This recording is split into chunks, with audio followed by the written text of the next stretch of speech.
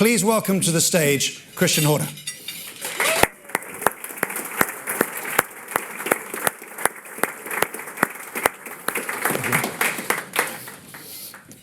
And just a reminder, if you're in the room or if you're watching remotely, you can ask questions on Slido using the hashtag FTCar, all one word, and we will try and get through as many of them as we can in the session. Christian, thank you so much for being with us.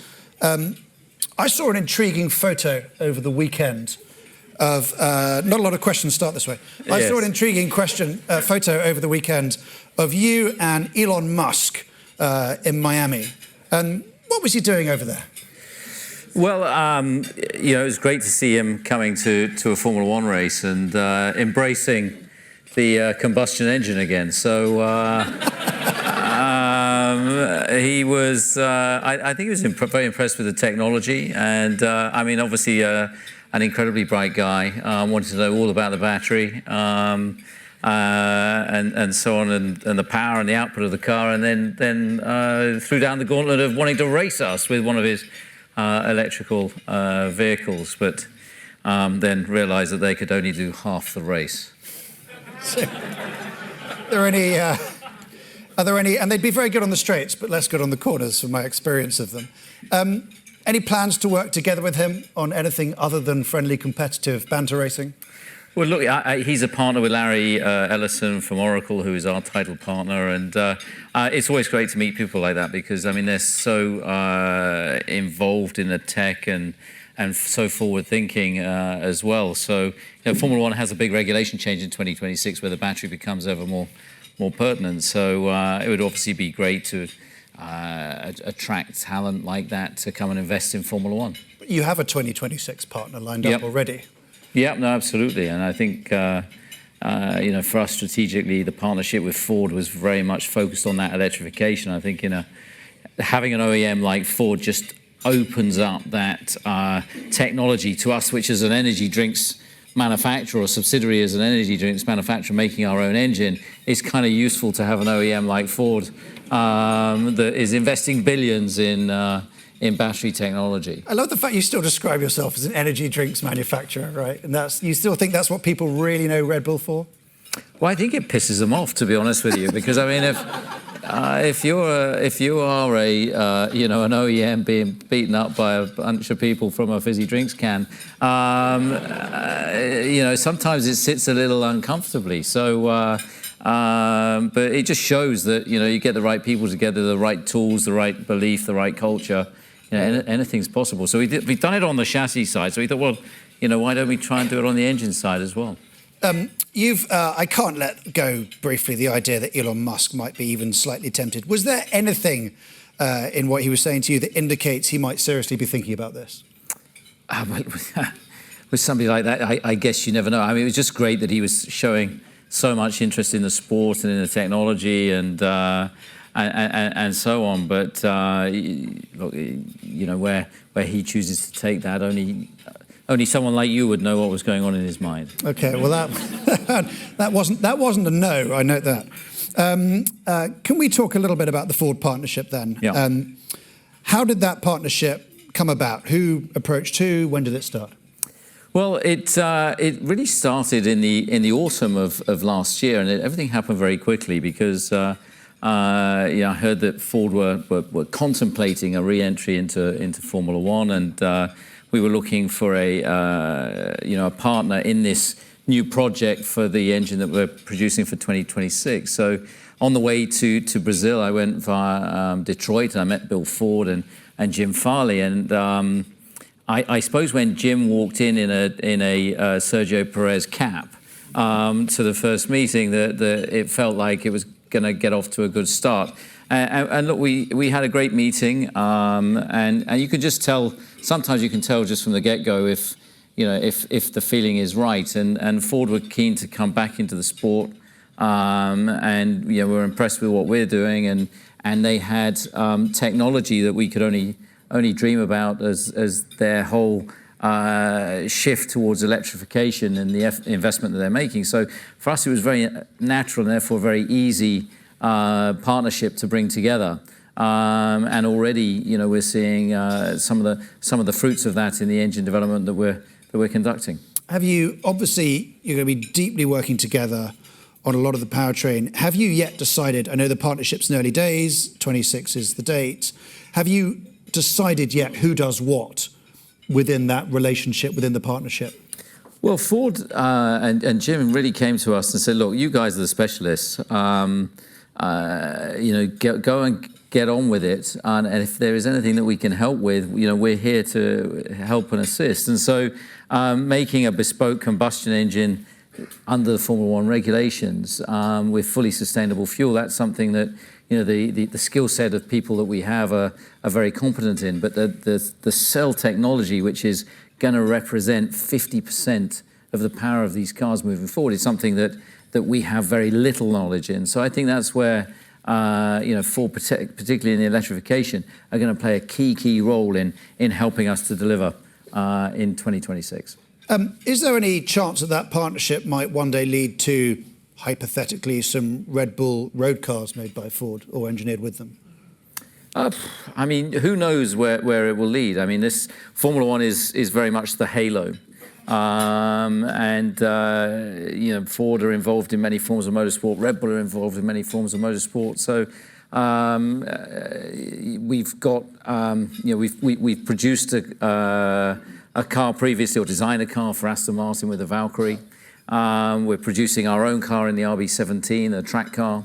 So we'll just have to see where things go. There's nothing set in stone yet, but priority number one is Formula One, and then we'll see what comes out of that. Now, you mentioned the V word there. Looking back at that project, the cars are now finally on the road. What were the lessons for you from everything that went right or otherwise with Valkyrie about what you do and don't do in the future when you come to do those sorts of projects? Well, it was a very different experience because, obviously working with an OEM, even a small OEM like Aston was, obviously cost is absolutely driven into everything they do. And of course, when you've got Adrian Newey, who is probably doesn't know where our finance department even is, he created an incredible car that almost bankrupt Aston Martin. But it is an absolute gem of a car. There were many lessons. Of course, we have a set of regulations in Formula One, but they're nothing like the road stipulations and regulations. So it was a huge learning exercise from that side of things. It was an interesting exercise, and one that the advanced technology side of our business learned a huge amount from, and I think will stand us in good stead for the future. So presumably Adrian is still clearly keen to do road cars if he possibly can. You've got the one coming out. Is it your ambition that is something you do generally yourself? Do you feel, even at the moment, you will need an OEM to help with that, whether that's Ford or otherwise? And can you just talk more generally about, there's one car, it's a halo product. Could we see a suite of cars? Is this in 15 years' time going to be a brand people recognise as a car that's often on the road? Well, really, we're just at the start of that. After all the lessons with Valkyrie, and if you like, the constraints that we had with Valkyrie, felt that there was unfinished business, there. And so we announced the RB17, which was basically Adrian let off the leash to go and produce the ultimate track car with downforce that exceeds our Formula One cars, phenomenal power to weight ratio. And the plan is to produce 50 of these track-only cars, very much as a halo project, taking all of the Formula One DNA that Adrian has come across, throughout his career, and applying it to the ultimate driving experience. Where things go from there is, again, it's an evolution. And what is great through our advanced technology business, we're being able to utilize know-how and knowledge and transfer that into other vehicle applications. But it still sounds like Adrian, if he had unfinished business with that, and depending whether or not he's allowed to remain off the leash, would still like to do a road car or something like that? I think at some point it would only be natural to look at that, but I think you've got to walk before you can run, and I think so. Therefore, doing this project with the E17, with the RB17, I think is a great starting point as a halo project to learn about that business. I mean, we produce 4, maybe 5 cars a year as a Formula One constructor. So suddenly going to 50 plus prototypes and so on, that's a significant step. And then if you're going to a small production run of 200 cars, 300 cars, there's a lot involved in that in the supply chain and things that we're not specialist in. Yeah, and just in general, right? Red Bull, as much as it's known as a fizzy drinks brand, has this incredible global reputational success off F1. Beyond Adrian's dream to build a road car, is there any other way you're thinking about the brand and how you could parlay that F1 success into something else, some other area you could let your specialists and technicians run wild? Well, through our advanced technology business, we're working on so many diverse projects. We're in America's Cup with Alinghi. We're making a submarine that will go down to, I think, 150 meters. We've got all kinds. You've been working on bikes. We're in MotoGP with KTM, working on projects there again, taking knowledge and know-how and applying it in other areas. So it's an exciting time for the business, and the team's continuing to grow. And as a marketing platform, Formula One delivers so much that we've attracted some great partners with us, and now we're working with those partners and working in other areas. We've been through the world of NFTs and you name it. I mean, there's not many things that we haven't been involved in. What did you make of NFTs? I don't think I'd ever be asking this question at a car conference, but there we go. Yes. Here we are.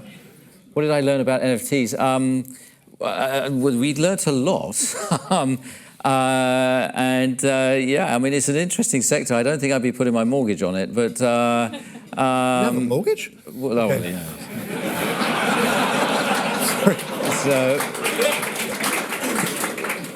So, not an NFT mortgage. Okay. No, look, I mean, by engaging across so many areas and so many functions with so many different partners, it's been fascinating. Can we ask about racing? Do you think Red Bull can win every race this season? I think that's a massively tall order. I mean, you've got 23 events.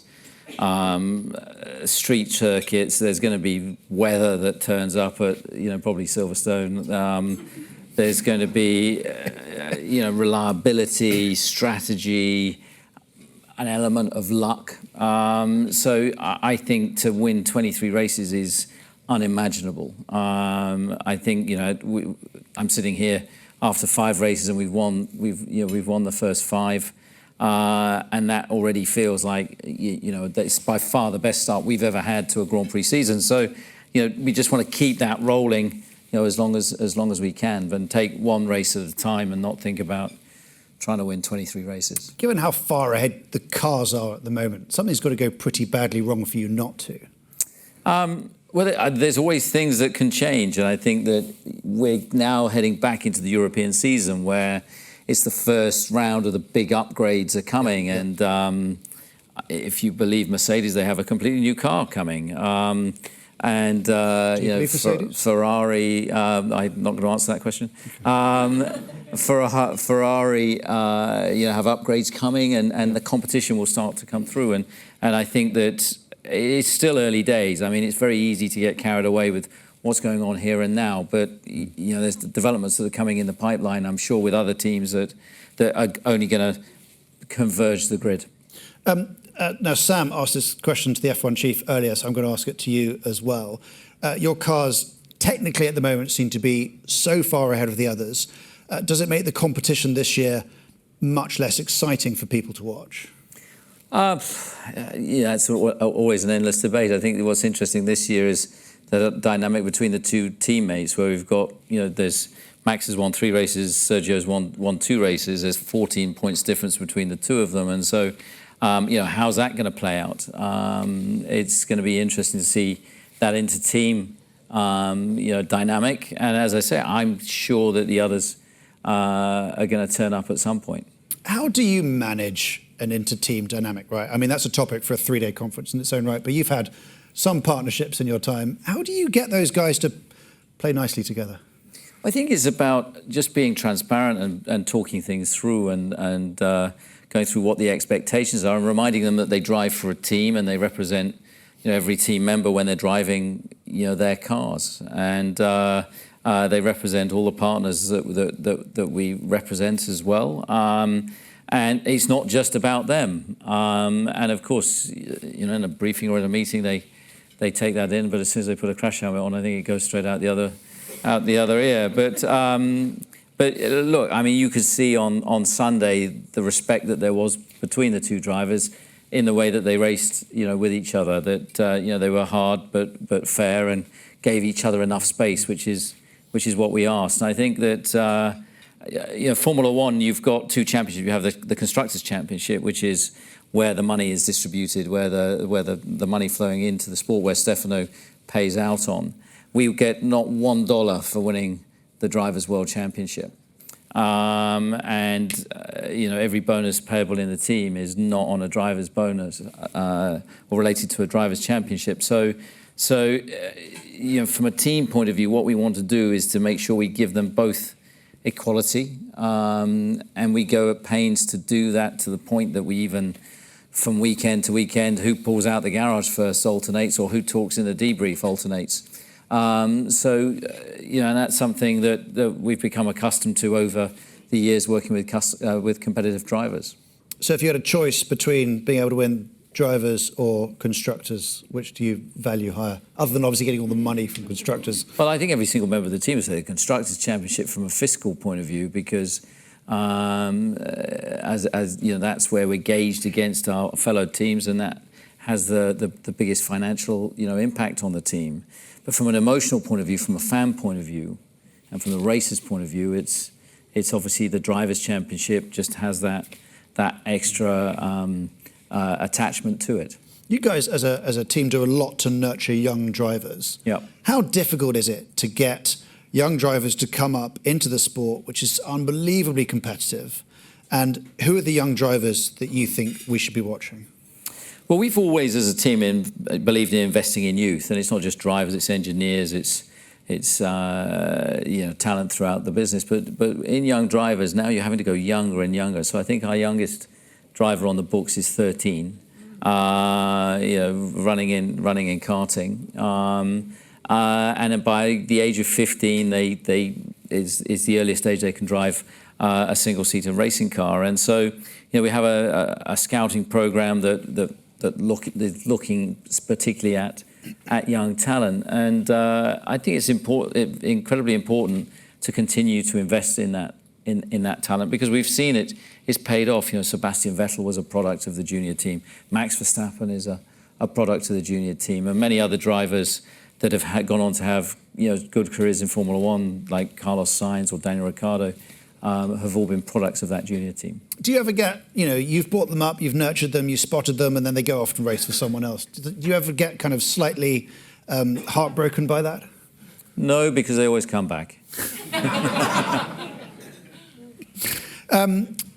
What would you like to see more, any female drivers in the championship? Well, look, our household is all about girl power. I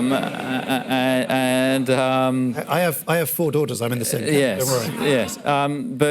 Look, I think it's good what Stefano's doing in their initiative, to encourage more women into motorsport. It's a shame that the W Series failed, but hopefully Stefano's championship will take off. And I think with the renewed or the interest that's coming into Formula One, there's so many girls and young girls that are being becoming aware of what Formula One and interested in what Formula One is. And I think by getting people into the sport younger at that karting stage, to have a broader appeal, to be able to make it more diverse, I think we'll just see a bigger talent pool coming through. And so long as there is the ability to support and back them through the various categories, then I think it's great to see more women in motorsport, and I don't see any reason why they can't compete at the highest level. How many of the young people in your academy are girls? We don't have a single one at this point in time. Last year we had a Japanese girl that looked reasonably talented. So we're constantly looking, but we're going, rather than looking at the current crop, we're looking at the 12-year-olds, the 13-year-olds that we're seeing more of an influx into karting. It's only a matter of time before we identify one. Is it an interest thing? Is it something about the rules, the setup of the racing that makes it harder for them to get into? What is it? Sorry, how do you mean? In terms of why there aren't those coming through the pipeline at the moment, is it getting them interested in it at a young age? I think it's getting them interested at a young age and making sure that the kart racing world is accessible for youngsters to get out there and go and give the sport a go and see if they enjoy it and they've got talent. I mean, unfortunately, some of the barriers, it is an expensive hobby, and I think that what we need to do is make it more accessible. And I think this is where Formula One has a responsibility to go to the grassroots and invest more in making the sport accessible to a much wider audience that want to come and give it a go. Do you think anything about the paddock itself needs to change before more young women see that and go, yes, that's something I'd like to do? I think it is changing. I mean, certainly, I've been doing my role for this, my 19th season as team principal of Red Bull, and the change that I've seen in that period of time is huge. Now, it's nowhere near enough, but it's evolving, and the amount of women in key positions in the sport now, even within our own team, is constantly changing. I mean, the lady sitting next to me on the pit wall at the weekend, Hannah Schmitz, she joined us as a graduate from university, and now she's running all our race strategy. So many more playing central roles. So this gets us onto the paddock. How accurate is Drive to Survive? Well, what you've got to remember is that it is a TV show, and so they capture hours and hours of content. And the problem is they put a microphone on you at the beginning of the day, and the cameras are embedded with the team. There's so many cameras around Formula One, you don't know which one Netflix, which one's somebody else or whatever, and you forget that they're there. And then you get to the end of the season, at the end of the year, and they tend to send you through the clips of just you, of just your team. They don't show you how in context to the others, and then you think, really, did I really say that? Did I really call someone to see you next Tuesday? And it's at that point you think, oh, well, you can't put that in. I mean, there's a part of the car in there, that's technically, and that's the only thing, that's the only get out of jail card that we've got. Is that there's some technical IP that we don't want them to see. So. So if you spent your entire time walking around with a piece of technical kit, you could edit anything out. Exactly. Walk around with a front wing, you're okay. So, and of course they're making a TV show, so they'll create a narrative. They'll portray you. Sometimes you're the baddie, sometimes you're the hero, sometimes you're both in one series, in one episode. But the effect that it's had on the sport has just been insane. I mean, it's been an absolute game changer for Formula One in bringing in an entirely new audience to watching Formula One racing. Do you think that audience is fully won over to the racing, and were Drive to Survive stop, drop off Netflix, change, would that audience still want to watch without also getting, the courtroom drama that's going on? Well, I think with the audience that we've attracted, probably not. I mean, we are now the Kardashians on wheels. Basically, I mean, you're just looking for Gunther Steiner to lose it, or for my friend Toto and I to have a little bit of jousting. But it gets you behind the scenes to know the personalities of the drivers a little more, and to put faces and characters to, and it exposes the characters, and it's not just about the front of the field, it's about the trials and tribulations that go on down the grid, at the back of the grid, what they're what they're fighting for. And so I think what it has done is it's just opened up all that. If you watch just a Grand Prix, you get the entertainment of that race, but you don't get that behind-the-scenes look into what goes on. So I think that's the dynamic that it's completely changed. And Formula One is, to a degree, it is a bit of a soap opera. I mean, the way it operates, the characters involved, the money involved, the politics. There's so much going on in the sport. Outside of the cars, driving for 2 hours on a Sunday afternoon. But no, it sounds like the paddock was like that even before the cameras came in. No one is there suddenly letting out their inner diva just because there's a camera everywhere. Goldish Steiner was always like that. I think people were like that. You just didn't see it. So now you're starting to see the dynamics in teams with the drivers, the team principals, the engineers, the way they're working with the drivers, some of the rivalries, and of course, that was always there. I mean, when I started in the sport, there was Bernie Ecclestone running it there with Max Mosley. You had Ron Dennis running McLaren. You had Flavio Briatore at Renault. You had Jean Todt at Ferrari. Christ, if there had been a Netflix camera around in those days, I think that would have definitely been X-rated. But yeah, it's always been there. Okay. F1 we know is changing. There's the new rules coming in 26. Load of OEMs are trying to come in 26. What do you think that's going to do to the competition? And do you think that's fundamentally a good thing to have this many manufacturers actually in the sport? I think it's great to be attracting this many manufacturers. I mean, of course, they all can't win. But it's great that the sport is attracting manufacturers to come into Formula One, and they're there because, well, one, because obviously the technology they feel is relevant to their core business, but because of the global reach and appeal that Formula One has, and I think that that's fantastic for the sport. I think that the sport has whenever the manufacturers have come in the past, too much money has been spent, too much, it's become too niche. But I think with the cost cap, with the regulations that they're looking at introducing, they're looking to make it much tighter, much more compact in terms of what you can do, which is what's enabled an independent manufacturer like ourselves to get involved, partnered by an OEM, in Ford. F1 is obviously thinking about what it does in the decarbonisation era, how it goes zero emission, what do they do? If they were to remove, for instance, engines from cars, would that be a no-go for you? Would you be out? I think it starts to lose its appeal. I mean, electric racing, it's just not exciting. I mean, it'd be like going to a pop concert or a rock concert with no volume.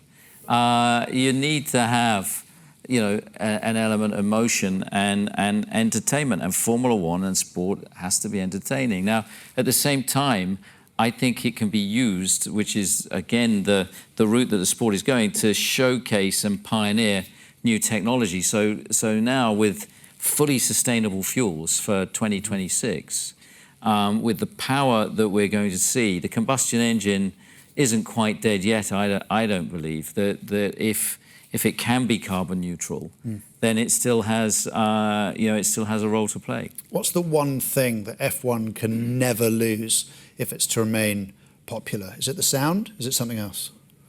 I think sound is part of the energy that it has, and I think that anybody that comes to a Formula One race is shocked by the speed and the energy of these cars, and that a human being can be piloting one of these incredible missiles around a circuit, and the noise is a factor in that. The noise is part of the emotion. It's part of the DNA of the sport, and it's funny how you get used to things, because the V6s with the energy recovery systems they currently have are much quieter than the old V10s and V12s or even the V8s. And so now when we roll out a show car and you hear a V10 or a V8 engine, all the mechanics put their tools down to go and watch the car. So I think that you do get used used to a change in sound, but I think if there was no sound, I mean, for me, Formula E just hasn't worked. There's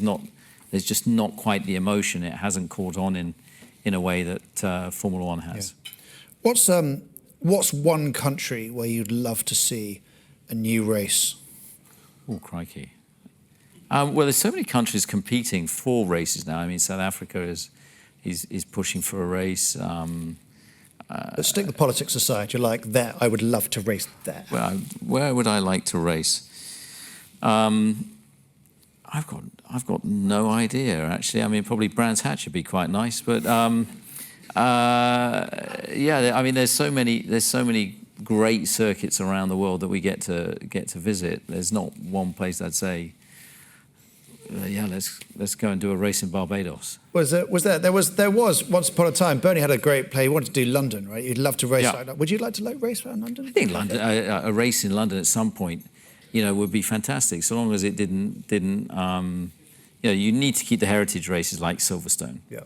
So if you had like a Joker, well, you can have two. That's fine. If you had a Joker race, that went around like, and you had when you see what is happening in Las Vegas, it would have been unimaginable even 5 years ago to think that they could shut the Strip on a Saturday night and shut it for 3 days and run a street race there. So if they can do it there, I'm sure London wouldn't be insurmountable. It'd be quite a spectacle to see a London street race. You obviously drove before you did this. Do you ever see the drivers out there and go, I'd love to still be doing that?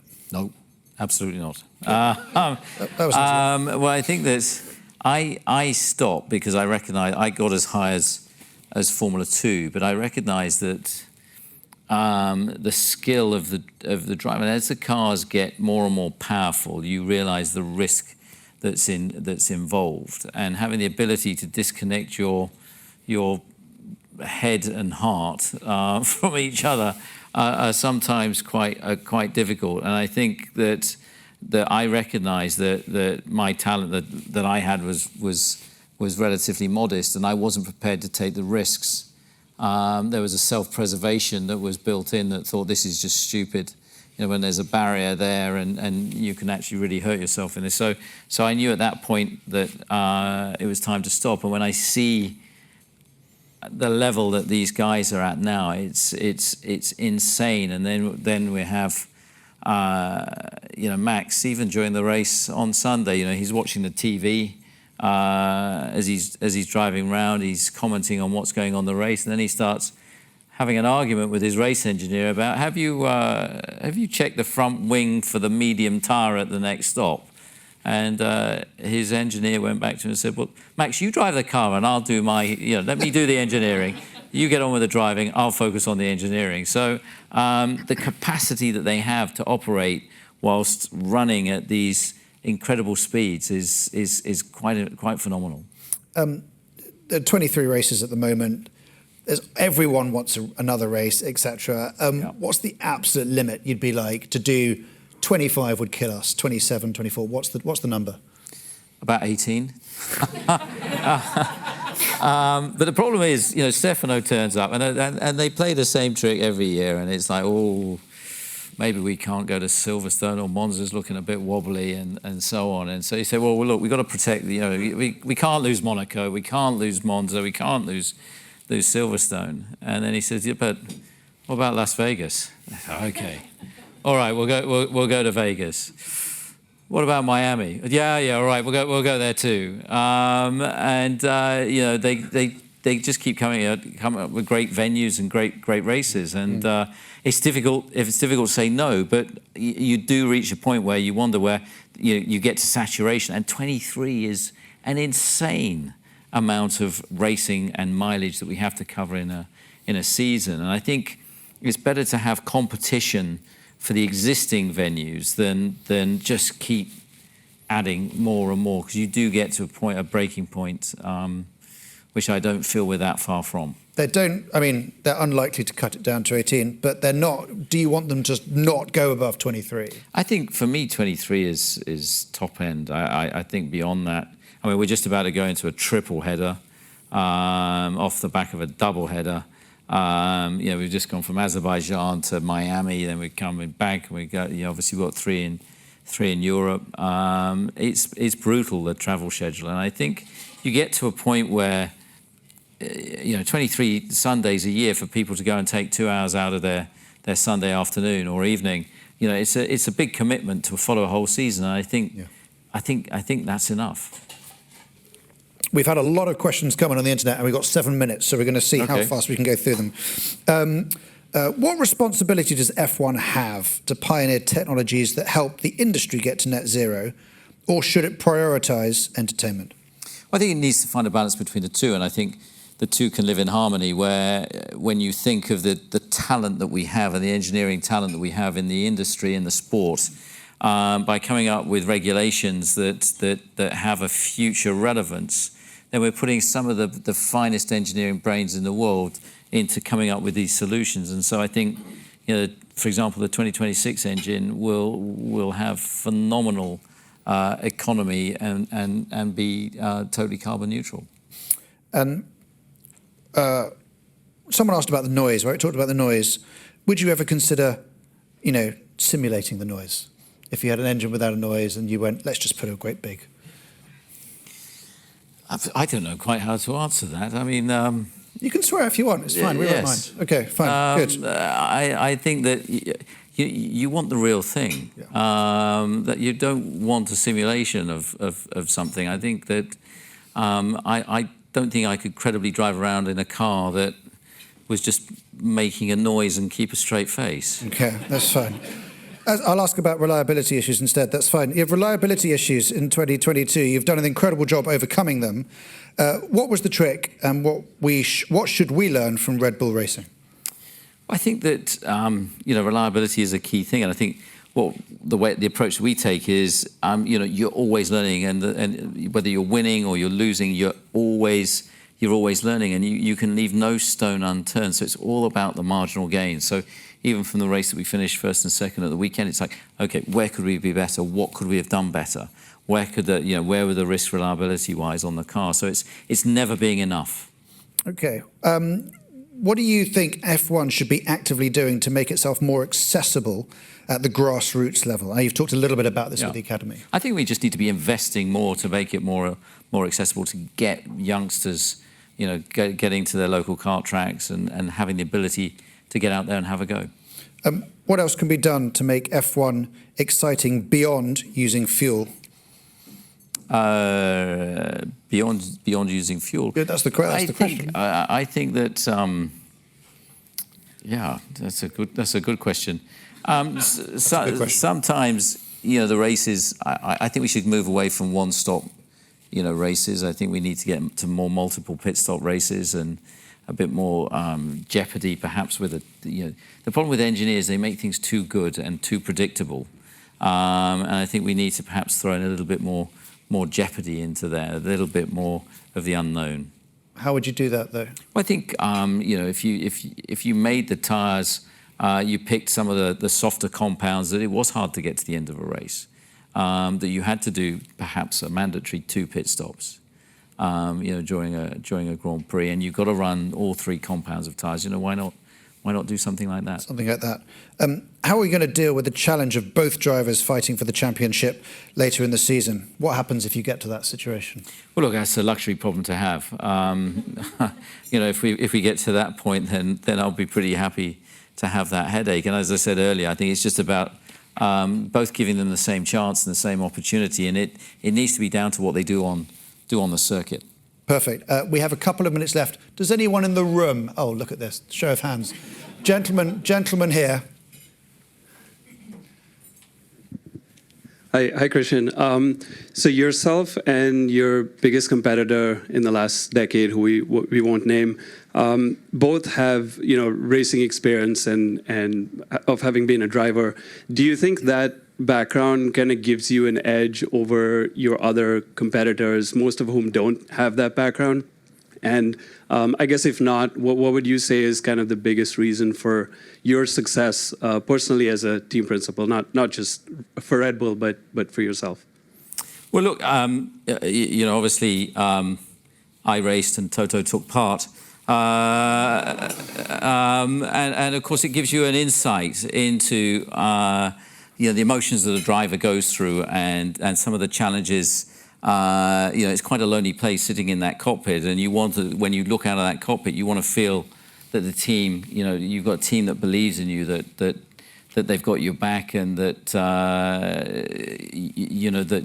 that inspires confidence. And I think, for me, that was a key thing that I took out of my driving time, and having driven with, for good teams and not so good teams, it was all about the people in the end. And I think, like in any business, it's all about it's about people and how they work together. And what was the second part of the question? If it wasn't that, what do you think is your biggest reason for success as a team? Biggest reason for success, I think it's about personally, I just enjoy working with people and trying to get the best out of them and to work collectively as a team, and setting clear goals and objectives, and just listening and trying to help them with, I'm not a qualified engineer, I'm an ex-driver. I've never been on a management training course in my life. And for me, it's about, how you empower people, how you give them that confidence, how you give them clear guidance of what's needed to work collectively as a group. Perfect. We have 60 seconds left. One more question from the floor. You said that you're an energy drink manufacturer Yes. that is partnering with Ford for powertrains and stuff going forward. Stefano earlier was talking to us and said that a lot of the future of road cars is going to be shaped by however they feel about it in terms of the OEMs, and that the importance of Formula One was about energy companies, so basically oil companies. I guess, where does Red Bull fit into that future in terms of its prospects in the sport, in terms of innovation in the sport? Mm-hmm. Well, look, I think, and I would hope Stefano would agree with this, and certainly with what Liberty have done. The sport has to entertain, and it has to. There has to be a wow factor to it, and I think that it's great to have the OEMs in. The fuel companies are playing a key role, and the big performance differentiators in 2026 will be the battery and the fuel. And that's why, for us, I think partnering with Ford and having ExxonMobil as a partner for fuel and lubricants for us, we believe that we've got the right partners for the future. But I think that Formula One must never lose its grassroots of its modern day chariot racing, and the cars need to be incredibly quick. They need to look dangerous. I mean, we don't want to see anybody get hurt, but we want them to be spectacular, and we want these drivers to have a skill level that is almost inhuman in the levels that they're able to achieve, and the consistency that they're able to achieve. And I think if Formula One protects that DNA of what it is, then it will have a long term. And I think from a Red Bull's perspective, why Red Bull is engaged in Formula One is it's all about the fan and about the spectator, about being able to engage with the spectator. And Formula One, other than the Olympic Games and the Football World Cup that only happen 4 times, every 4 years, it's the most viewed sport in the world. And therefore, the amount of coverage that we're able to generate for the Red Bull brand is beyond any other advertising that they have within the group, and likewise for all of our partners. So again, the sport will attract brands and entities like Red Bulls and Oracles and so on, while it continues to be successful. So if it's modern chariot racing, who's Charlton Heston? Who's Charlton Heston? Well, you could argue that Max is a modern day Charlton Heston in some respects, but it's when you look at the competition, I mean, it's not as competitive at this point in time. That will come back. It's only a matter of time before Mercedes get their act together and Ferrari likewise. When you think back to the 2021 season, that was ridiculous. That was a heavyweight bout from the first round in Bahrain in March till the final race in mid-December in Abu Dhabi. Perfect. We are out of time. Just to say, this is going to be on demand for the next 90 days, so you can watch and rewatch the highlights from it if you'd like to. Come back again tomorrow morning at 9 a.m. We're going to be hearing from the Chief Executive of Geely. But now, please thank Christian Horner.